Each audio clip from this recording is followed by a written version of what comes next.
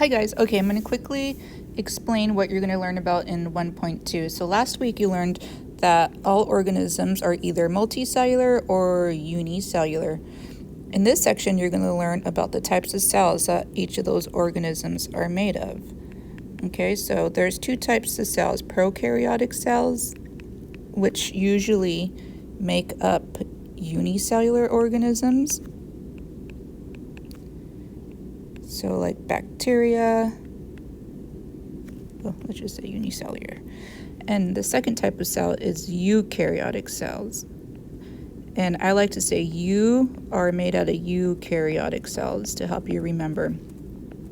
So these guys make multicellular organisms like you and me and our pets and trees and ants and all those organisms you can see with your eye.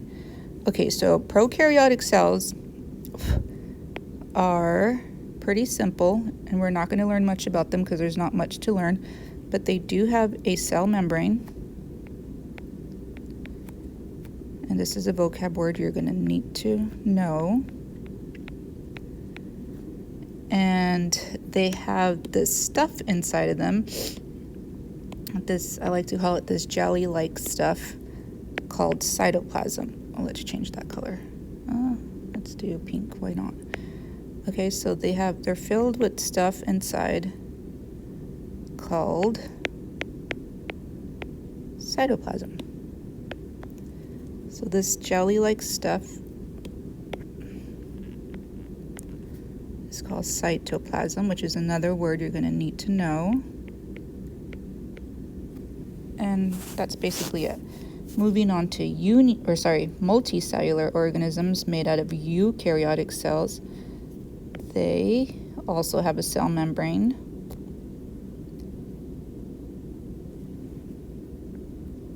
So a cell membrane is like the skin of the cell, and it allows certain things to go in and certain things to come out. And where did I lose? There it is. They also have cytoplasm. So our cells are filled with this jelly-like fluid. I like to call it the guts of the cell, called cytoplasm. Just like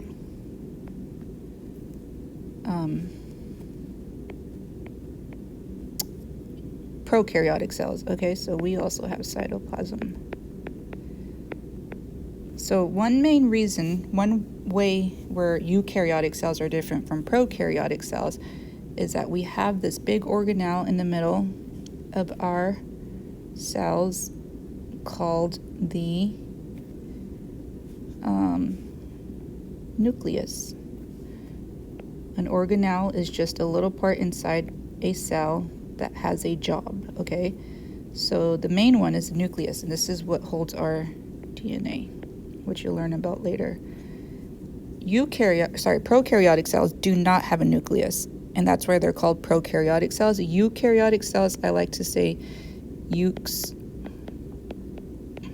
have nukes, to help you remember that if a cell has a nucleus, it is a eukaryotic cell, okay? If it does not have a nucleus, it is a prokaryotic cell.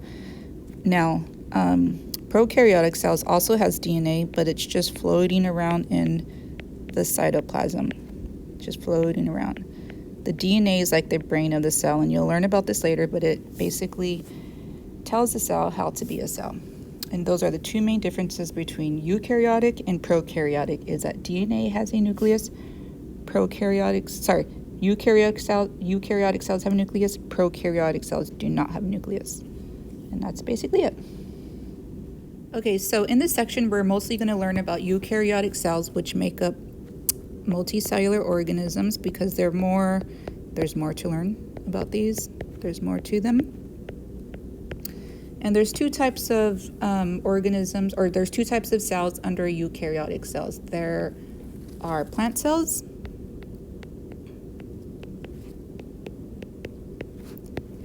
and animal cells. Okay, they're both eukaryotic because they both have a nucleus inside of them. So, starting with the basics, plant cells have a cell membrane. Let me make this a little bigger. A cell membrane, and plant cells are rectangularish or squarish, and I'll explain why in a minute. But they have a cell membrane, which is this, I like to call it the skin of the cell. It protects the cell, it encloses everything inside of it. It allows some things to go in, some things, it keeps some things out. It allows some things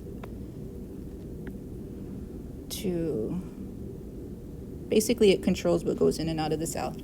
Animal cells are actually, there's a bunch of different shapes that you'll learn about later, but we're just going to make it circular for now. They also have a cell membrane.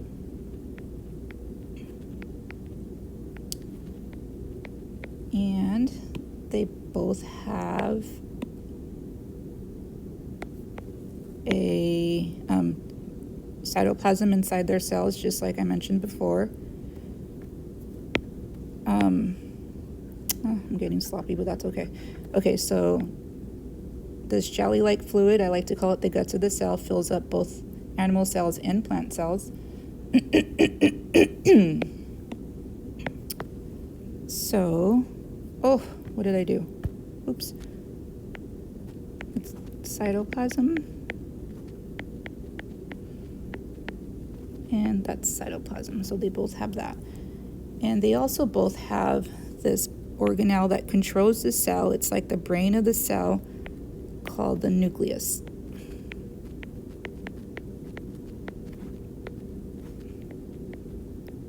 And the nucleus holds the DNA of the cell, which you'll learn about that later. But for now, you just need to know that the nucleus holds the DNA of the cell. A couple things that make them different is what I want to talk about now. In plant cells, there's 3 things that plant cells have that animal cells don't have. The first thing is a cell wall. So this protects the cell. It gives it structure because cells don't have bones.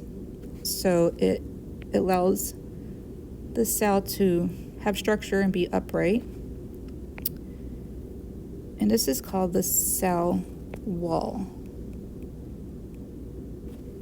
And it lies just outside of the cell membrane. Actually, let me make that black. Cell membrane.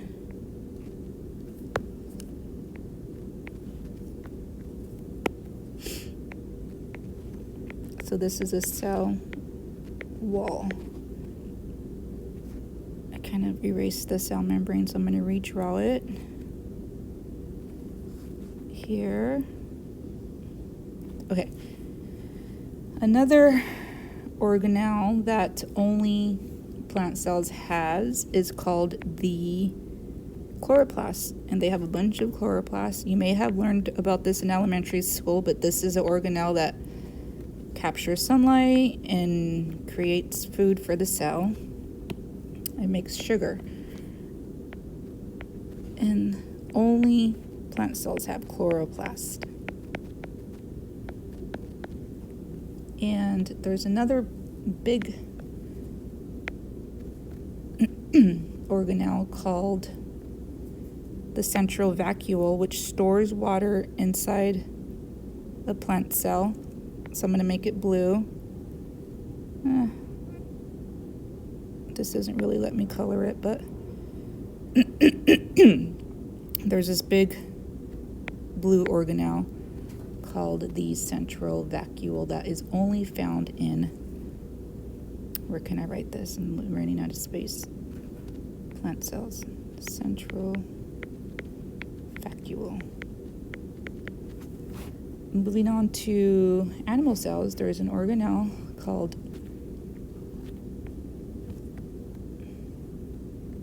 lysosome that is only found in animal cells.